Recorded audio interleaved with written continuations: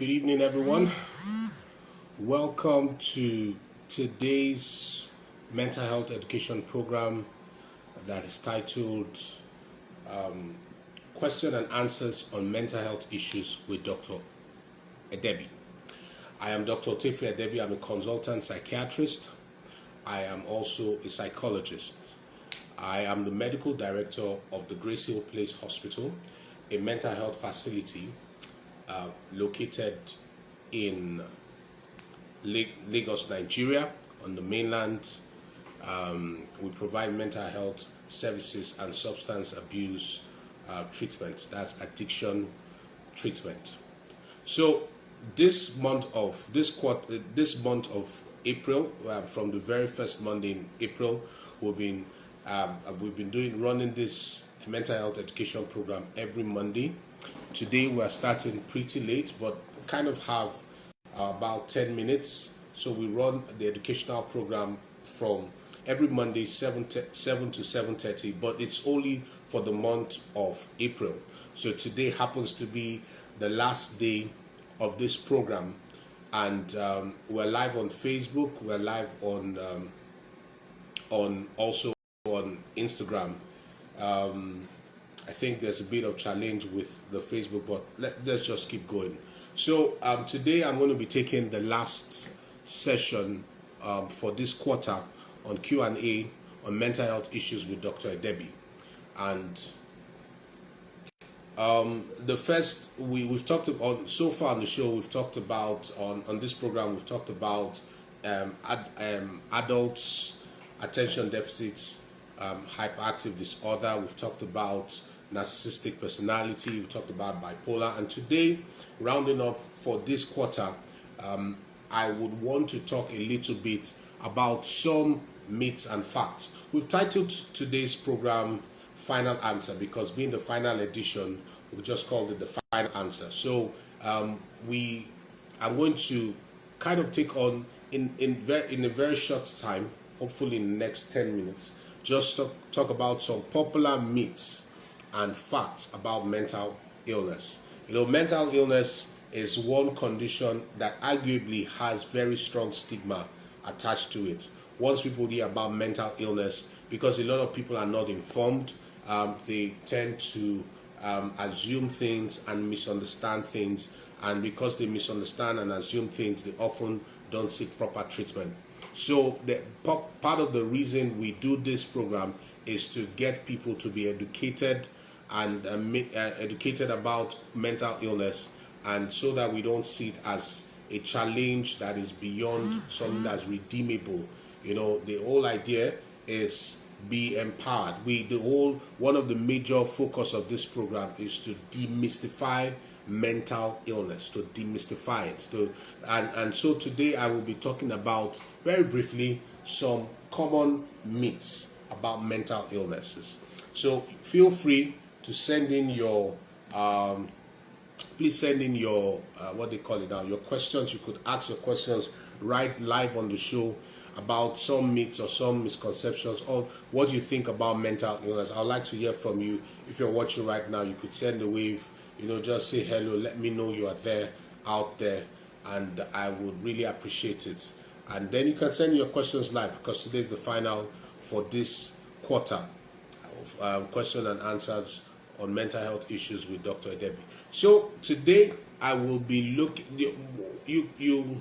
okay, I was going to write down something, but I don't think that's necessary. So let's go straight into it. Some common myths, some common misconceptions people have, and here's the answer from a consultant psychiatrist. Number one common myth that I want to talk about is that people with mental health problems are violent and unpredictable. This is a quite common, once people hear about mental health, once they hear, even among medical professionals, once they just hear that, oh, this person has a mental illness, I've seen over and over again that the whole attention often just shifts away from the medical issue to the mental illness. Once they just hear that someone has a psychiatric past, a psychiatric past, that's ill, has had a psychiatric breakdown in the past, everything just shifts. And one thing that people often are afraid of is that psychiatric patients or patients with a mental health issue, are usually violent. Now, I've been in the mental health space for almost 15 years now, and I can say categorically, and I'm not saying in my words. So I trained. I got into residency almost 15 years ago. So I've been in this field for about 15 years, and I can say categorically that that is not correct. So I don't care what you think or what you assume or what people often think and assume about mental illness and about people with mental health situation. They often say that, they are violent, they are unpredictable. Let's state the facts here, not the feelings. No, let's state the facts here. It is said that only about 3 to 5% of violent acts, 3 to 5% of violent acts are committed or attributed to individuals living with severe mental illness. Only 3 to 5%. In other words, it's not likely that a violent act is going to be committed or done by someone with a mental illness. If anything, people that live with severe mental illness are said to be 10 times more likely to be victims of violent crime. They are 10 times more likely because they don't. Now, in fact, I'm going to put it out there. I remember a particular lady during a mental breakdown. She was having a breakdown. I remember, and she wandered on the streets until she got well. And interestingly, let me even put this out there. Interestingly, when she was okay, she used to sell just not so far from the hospital, one hospital like that. And when she broke down, she got on the streets. And one day she just wandered into the hospital, and the doctors there were kind enough and said, you know what, let's do something about her. And then she was placed on medication, just one injection. That's the thing, and that's why we're breaking the myth here. And then she comes back after like 3 to 4 weeks, and perfectly okay, doing very fine, sitting there in the reception. And she told the story about how she had been molested sexually on more than one occasion while she was on the streets without a mental senses being intact. That just tells you, just kind of supports the statistics that say that people with mental illness are 10 times more likely to be assaulted. So they are usually not the perpetrators. Usually people with mental illnesses are the receivers. So because sometimes we hear of domestic violence, and we often think, oh, maybe the person has a mental illness. No, not really. Just the person just being the person, But the fact is that people who have mental illnesses are not more likely to be aggressive or to be unpredictable. That is not a fact. That is just a myth. That is not. So that's the first thing I want to address. People with mental illness, these are questions. Are they more violent? No, they are not. I hope we got that. The second thing I would want to talk about is people often also believe that people with mental illnesses cannot hold down a job. That they are too far gone. They can't hold down a job. It's difficult because they can't. I hear people often ask that, so what kind of job can this person now do? Can this person cope with stress and all of that? Look, the truth is this: with proper management, proper treatment, proper support, proper care, the person with mental illness can go on to hold a job just like any other person. It's not just about the thing about mental illness is not just about it's not that the person doesn't have the capacity to work, and neither after following treatment the person doesn't lose that capacity to work. So paying attention to one's mental health is very important. And let me just put this out there. Organizations should begin to think about paying attention to the mental health of their staff.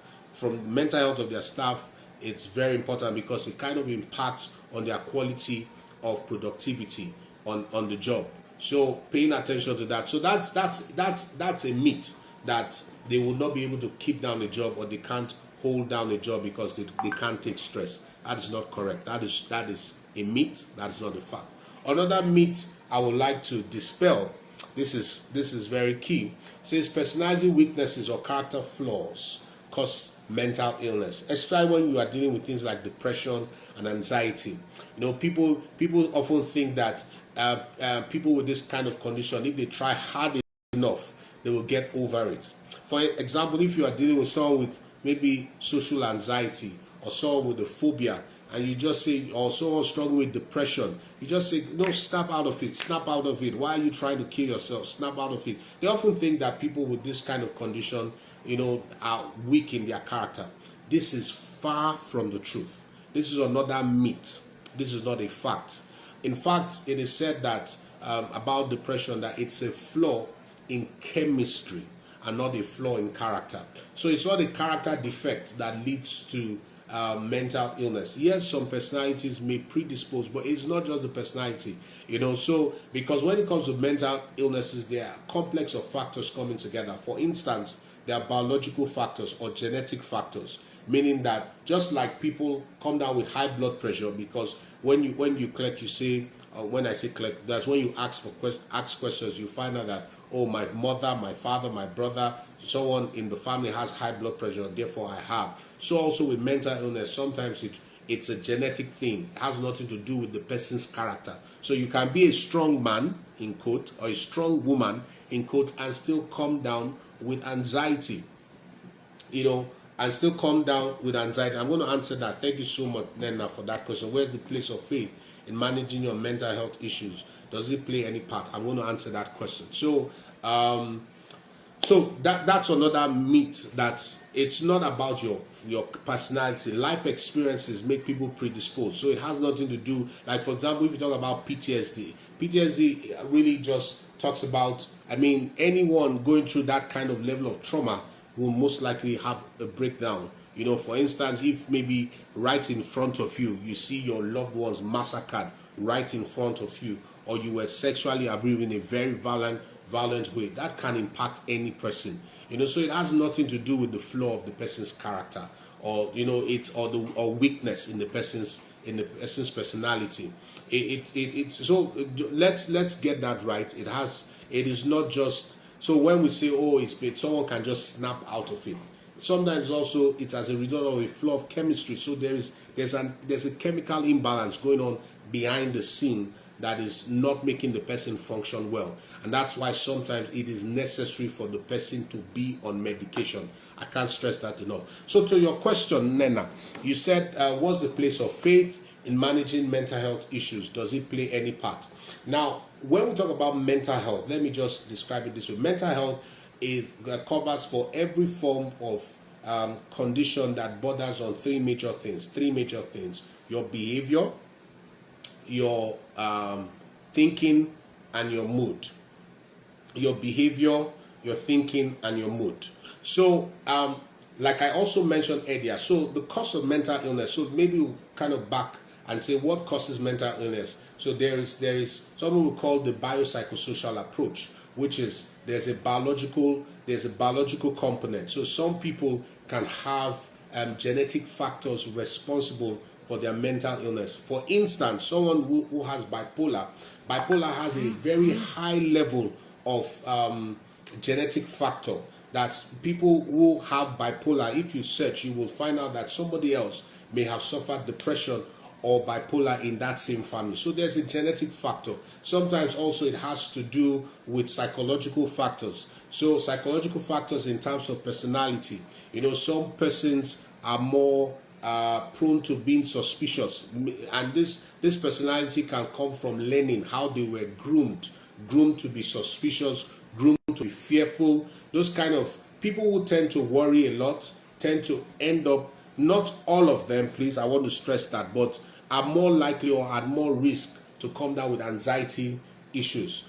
Certain people who are perfectionists, who like things in a particular order and are very finicky about things, when things don't go a right way, people who think like black and white, like the way they often think, when things don't work out, they may experience some level of breakdown and be depressed. So where's the role of faith? Now, faith or your religion or what you believe in has a positive impact, research-based. This is not just my personal opinion. Has a positive impact on your mental health. It serves as it's called a protective factor. Now, wrong belief or wrong kind of mindsets too that sometimes are propagated through different kind of messages can also, whether regardless of your religion, can also impact on your mental health in terms of maybe seeking care, because some people believe that it's wrong to take medication as a result of their faith. I think that's not looking at the whole picture in terms of what causes the challenge in the first place. So your faith can be protective to your mental health, especially classically, someone who struggles with depression may have hope for tomorrow. Like you go through, or let me not even say struggle with depression. Let's say you go through a traumatic experience. Sometimes your faith helps you through that experience and helps you that you don't break down, you don't give up hope, you don't lose hope, because sometimes it's a feeling of hopelessness that make people feel like, oh, I need to take my life. Or some people understand that, look, things may not work out, but eventually things will work out for my good. Sometimes those kind of concept just keeps you and protects you from going all the way down and breaking down. So faith plays a very important part in being protective in your mental health, but sometimes it can also be, it can also be damaging. But research-based faith plays is a protective factor, especially in things like depression.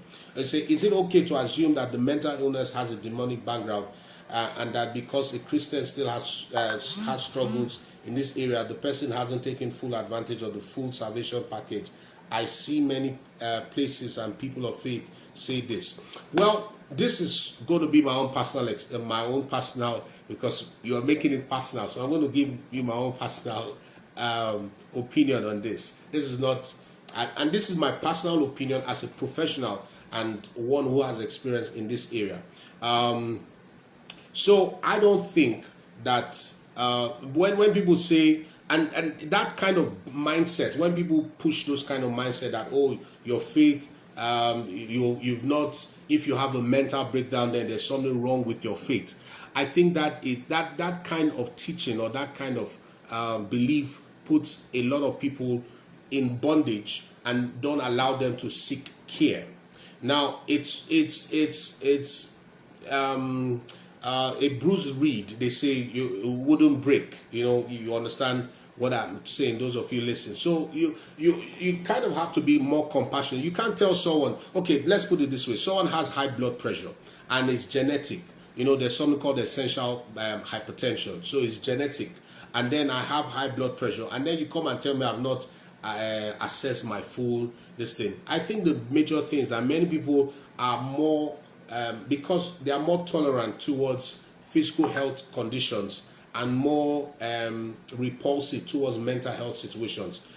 I'll say this for a fact. There are quite a number of people, mental health practitioners don't come out and share stories about success in treatment, but I can tell you this for a fact. Many people, many people who seek help, proper help, properly diagnosed, properly treated, sometimes with medication, sometimes with medication and psychotherapy, sometimes with psychotherapy alone, many of them go on to function well and live a very fulfilled life. So I don't think, so your faith is protective in terms of giving you hope, but when you begin to teach that, oh, you are not good enough, or you are being punished, or mental illness is from the gods and all of that, or from God, either from the gods depending on your faith, or from God, I think that's a bit of misconception. I don't want to go too personal. If I was in some other listing, I will go down to the very bottom and tell you my own strong opinion about that. But I believe that I have answered that. Saying that people say this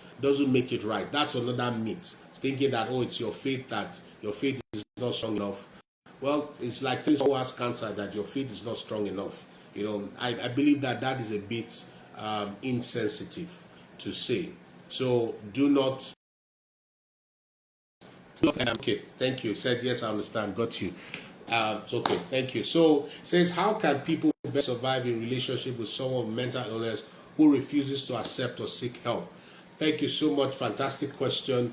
Okay, I love this. This is final answer. So how do you survive in relationship with someone with mental illness? First things first is that you get information about, so if you suspect that the person has a mental health situation, you could do two things. You could reach out to professionals, you could check up. Then there are three major things you do with everyone that has a mental health situation. Well, I coined up this word myself from my experience. Number one, you want to discuss with the person. You want to give the person a listening ear, and then discuss with the person. Do you think you need? I think, based on this, I think you may need help. Not come across like judgmental, or come across like telling the person that you are crazy or anything like that. But just saying things like, okay, once in a while, everybody needs to talk to someone. These experiences you're having, the person may say, oh, I don't believe I need help. Now, sometimes when people even make those statements, they have deeper fears. So you may want to probe a bit better. But in case the person doesn't have the presence of mind to understand that they have an illness, you want to go on to the second step. So the first step is discuss with them. The second step is to literally, I say this with all seriousness, but I know it's a bit sensitive. You may need to deceive them to receive help. First discuss, try to have a proper conversation, try to get them, but sometimes you have to deceive them. Why is it necessary you may need to deceive someone into treatment? Because when it comes to mental illness, sometimes people don't have the presence of mind to know that there is a problem. They often think that everything is fine. That's why in mental health, there's something called, you hear things like someone has been sectioned. Yeah, in some countries they use the word someone has been sectioned. To be sectioned means to be put in care against your will. So in mental health, there is that caveat, there's that room for involuntary admission, because it is known that the person may not have the presence of mind to even understand what they are. They may know what they are doing, but they may not fully appreciate that what they are doing is abnormal. So it is okay to deceive the person to receive treatment. That's number two. So the first is try to discuss. The second is deceive the person to get into treatment. The third and final thing I would say is demand. I just use those D's to kind of pass across them. But demand is that's when you may need to force the person into care. You may need to call in professionals. You may need to get some form of assistance. Sometimes you may need to combine the three. So you may first have a conversation with the person if the person is still unwilling. Now, some people often, and this is another myth, some people often think, oh, if the person is deceived into care or is forced into care, then the person may not benefit from care. That is absolutely far from the truth. Now, yes, the person may be upset initially, but trust me, the person, if well managed, will get over it. Especially after they have become better, after they now have the presence of mind and they are now much better, they will thank you for it. And I would say that I don't, if I am in that kind of situation, I would want someone to make that decision for me, because people make that mistake a lot. They say, oh, we don't want to force into care. We don't want to force. But look, leaving the person without care is not going to get better. In the way I like to put it is, look, take this pen, drop on this table, leave this pen here for 5 days. And don't touch it, don't move it, don't pick it, don't do anything to it. In 5 days' time, this pen will still be here. In 10 years' time, this pen will still be here. In 20 years, this pen will still be here if nothing is done. So if you do nothing just because you don't want to offend the person, and the person has a serious mental health situation, it's not going to get better over time. So you need to discuss, deceive, or demand that the person gets into care, and it's fine. The person will thank you later for getting, but you may need to speak with a professional, to help you navigate how best to do some of these things. Okay, any other question? So I think we're almost done. I hope I answered that your faith is very powerful, very, very powerful. Look, there are so many things your faith helps you to achieve, especially as regards your mental health. But that doesn't stop you from taking medication. That doesn't stop you from receiving care, and that doesn't make you less of a person or less of a person of faith if you are struggling with your mental health. Please. And okay, so let me take one or two more of the myths. In fact, a bit about people with I think I forgot to mention this, because it's something I think very important. Many people often think that people with mental illness are often aggressive. The truth is that there are people you know right now in your life and in your circle that have mental health issues that you may not even know they have mental health issues. Because we often think about the person who is mentally ill as a person who has pulled the shed, running wild and saying no, listen. The person may be dealing with anxiety. You may just notice that the person is always fretful or always panicking and all that. That's a mental health issue. Sometimes people ask me, they say, would depression lead to mental illness? And I say to them that depression is not leading to mental illness. Depression is already a type of mental illness. Is there a place of mental wellness checks in the way we go for? Yes. So I think, yeah. So this is something you can do. So some people ask, is it does prevention work? I guess that's what you're also asking then. Does prevention work? What can I do to help myself? Yes, there are checks. When I say checks, there are questionnaires. For example, the general health questionnaire that you can fill to tell you, and there are some self-help, self-assessment tools, from depressive tools to anxiety tools to tools on ADD. That ADD. Sorry, there are tools like that that can help suggest, but you still need a professional to kind of assess that. Because sometimes, the mental health situation, a lot of people with mental illnesses go undiagnosed because they don't even know that what they are dealing with is a mental health situation. There are personality disorders living and walking around, people with anxiety issues living and walking around, people with panic attacks going to hospital repeatedly, people with health anxiety disorders. That's people that are so focused about their health, always afraid that they are going to come down with an illness. I mean, people with hoarding disorders, that's they are constantly packing things in their homes. Their homes are literally littered. And when you ask them, they say, oh, I don't want to throw away this, I don't want to throw away that. Those are mental illnesses already.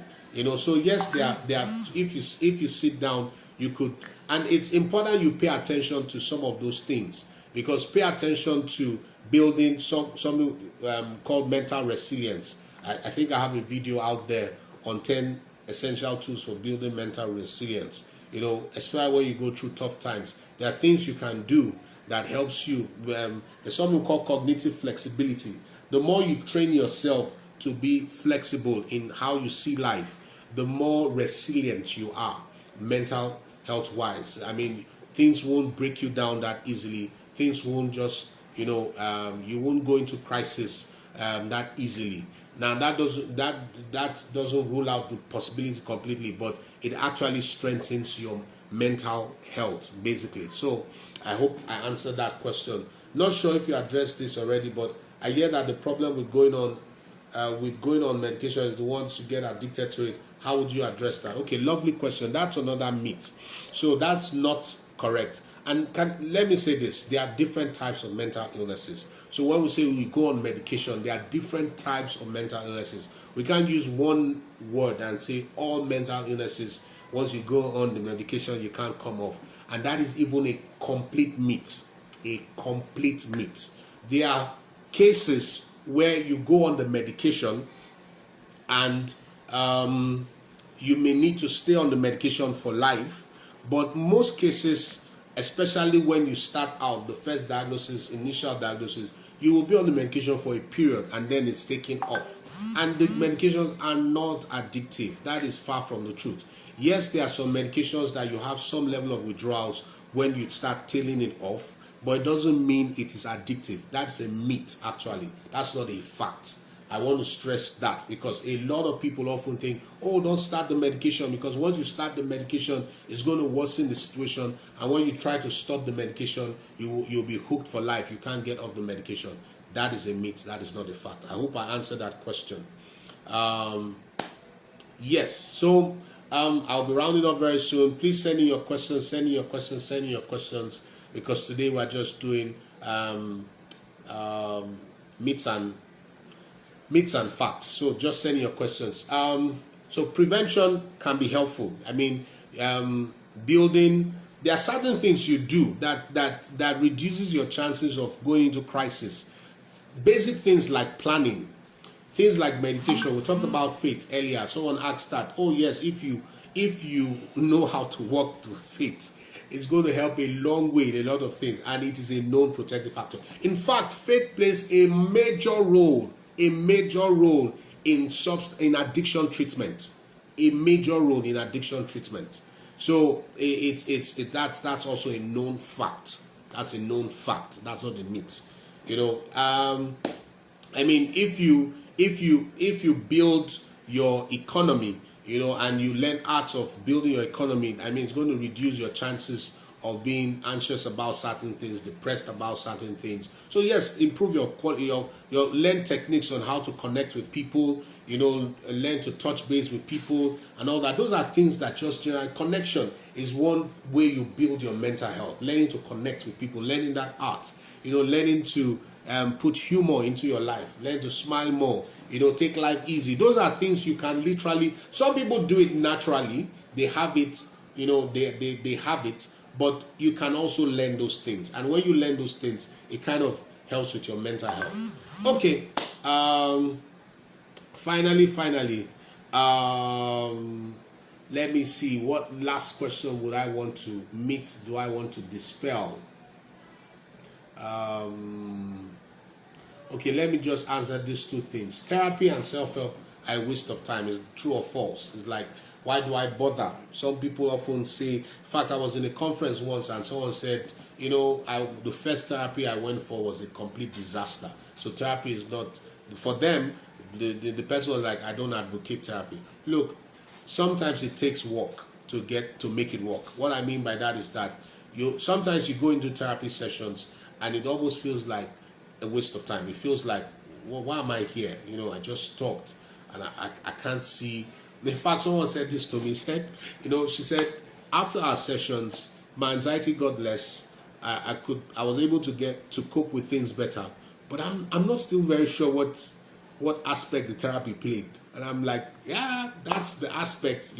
It's not sometimes in black and white, but the gift of therapy sometimes is something called the gift of perspective.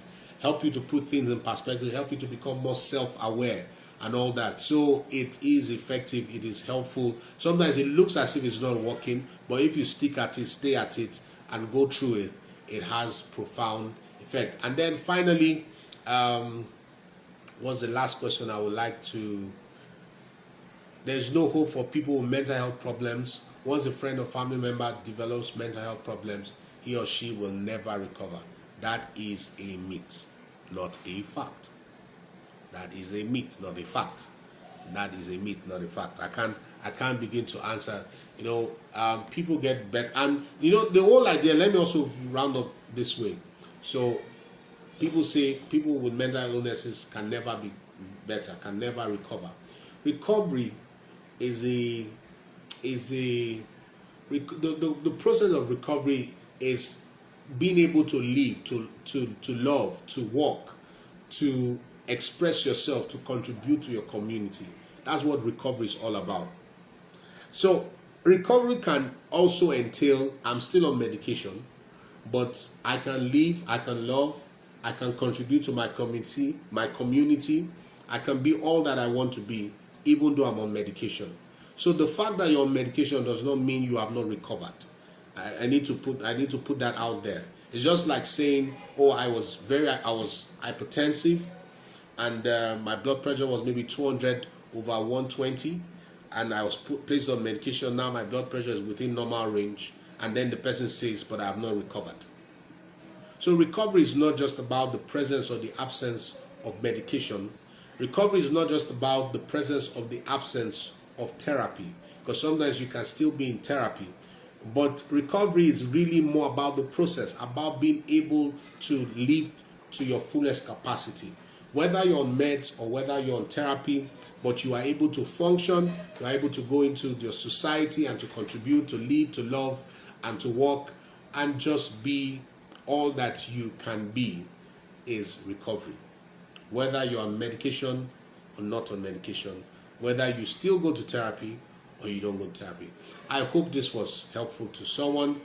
I hope this was helpful I'm happy I could answer some of your questions. I hope I answered your questions. If I answered your questions and you think you got it and you're still on, you ask questions, just give me a thumbs up, so I know that yes, you answered my question. And as I begin to sign out. So there you have on our Facebook. If you're watching on Facebook, okay, thank you, Nena. So yeah, so someone said fantastic. Oh, thank you. That's my childhood friend, way back. Yeah, so thank you. Thank you for listening. Thank you for being. So we are going to post some of this. We are going to post some of this in on our YouTube page, and we'll continue the conversation and the discussion in various formats, various forms. But till I come your way next time, that will be like in a quarter. We need to go do other things. But it's always a pleasure to enlighten people and to dispel the myths around mental illnesses. Thank you so much. Have a good evening. God bless you. Bye. I had to put that in. Bye.